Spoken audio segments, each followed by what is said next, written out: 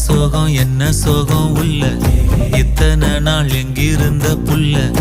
இருள தேடும் வேலைக்கில்ல ஒளியா வந்த எனக்குள்ள